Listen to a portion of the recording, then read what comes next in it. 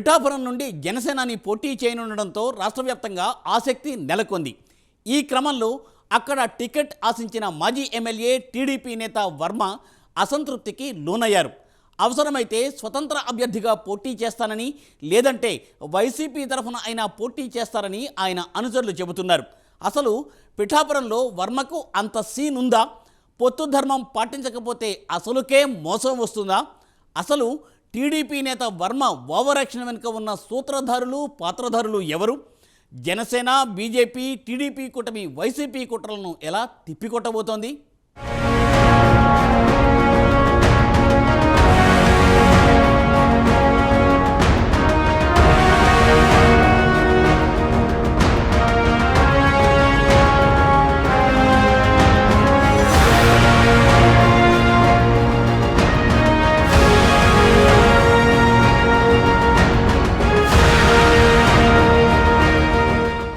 ఏపీలో రాజకీయ పార్టీలు రాబోయే ఎన్నికల్లో పోటీ చేసి తమ అభ్యర్థులను విడతల వారీగా ప్రకటిస్తున్నారు. దీంతో టికెట్ దక్కని వాళ్లు తమ అసంతృప్తిని వెళ్లగక్కుతున్నారు. వైసీపీలో ఈ అసంతృప్తుల గొడవ చాలా ఎక్కువగా ఉంది. తాజాగా టీడీపీ, జనసేన తమ అభ్యర్థులను ప్రకటిస్తున్నాయి. దీంతో ఈ పార్టీలలో కూడా కొన్ని చోట్ల అసంతృప్తులు బయలుదేరాయి. అదీకాక టీడీపీ, జనసేన, బీజేపీలు పొత్తులో ఉన్నాయి. పొత్తు అన్నాక సర్దుకుపోవాల్సిందే. పొత్తులో ఉన్న అన్ని పార్టీలు కొన్ని చోట్ల త్యాగాలు చేయాల్సి వస్తుంది. పొత్తులో భాగంగా కొన్ని ముఖ్యమైన స్థానాలు కోల్పోవడం, కొంతమంది సీనియర్లకు టికెట్టు దక్కకపోవడం జరుగుతుంది. దేశవ్యాప్తంగా పొత్తు రాజకీయాలు ఇలానే ఉంటాయి. ఇదేమీ కొత్త కాదు. తాజాగా జనసేన అధినేత పవన్ కళ్యాణ్ పిఠాపురంలో పోటీ చేస్తుండడం, అక్కడ టీడీపీ నేత వర్మ అసంతృప్తితో ఉన్నట్లుగా తెలుస్తోంది. గతంలో వర్మ 2014లో ఇండిపెండెంట్గా పోటీ చేసి విజయం సాధించారు. తర్వాత టీడీపీలో చేరారు. 2019లో టీడీపీ తరపున పోటీ చేసి ఓటమి చవిచూశారు. 2009లో టీడీపీ తరపున పోటీ చేసిన వర్మ ఆ ఎన్నికల్లో ప్రజారాజ్యం తరపున పోటీ చేసిన వంగా గీత మీద ఓటమి చవిచూశారు. 2014లో టీడీపీ టికెట్టు దక్కకపోవడంతో ఇండిపెండెంట్గా పోటీ చేసి విజయం సాధించారు. మొత్తంగా 3 సార్లు పోటీ చేస్తే ఒక్కసారి విజయం సాధించారు వర్మ.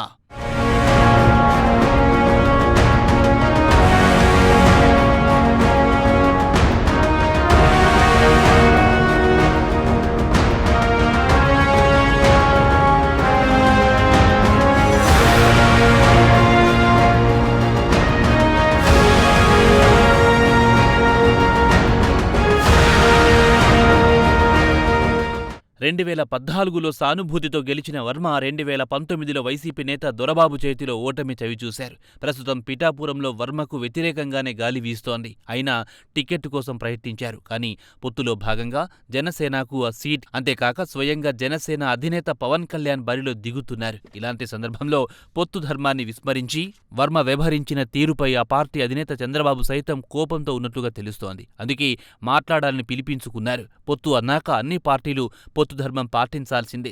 ఇప్పటికే కూటమిలోకి బీజేపీ రావడం జనసేనకు భారీగా సీట్ల కోత పడింది. కొన్ని ముఖ్యమైన స్థానాలు కోల్పోయింది. కొంతమంది ముఖ్య నాయకులకు సైతం సీటు దక్కడం లేదు. చివరికి జనసేన పార్టీ ప్రధాన కార్యదర్శి స్వయాన పవన్ కళ్యాణ్ సోదరుడు నాగబాబుకు కూడా సీట్ లేకుండా పోయింది. ఇలాంటి పరిణామాల మధ్య కూటమిలో సీట్ల కోసం కొట్లాడుతుంటే మరోసారి జగన్ అధికారంలోకొచ్చి ప్రజలకు నరకయాతన చూపించడమే కాకుండా విపక్షాలను చీల్చి చెండాడడం ఖాయమని విశ్లేషకులు చెబుతున్నారు. ఈ తరుణంలో ఒకరికొకరు సహకరించుకోవలసిన అవసరం ఎంతైనా ఉంది.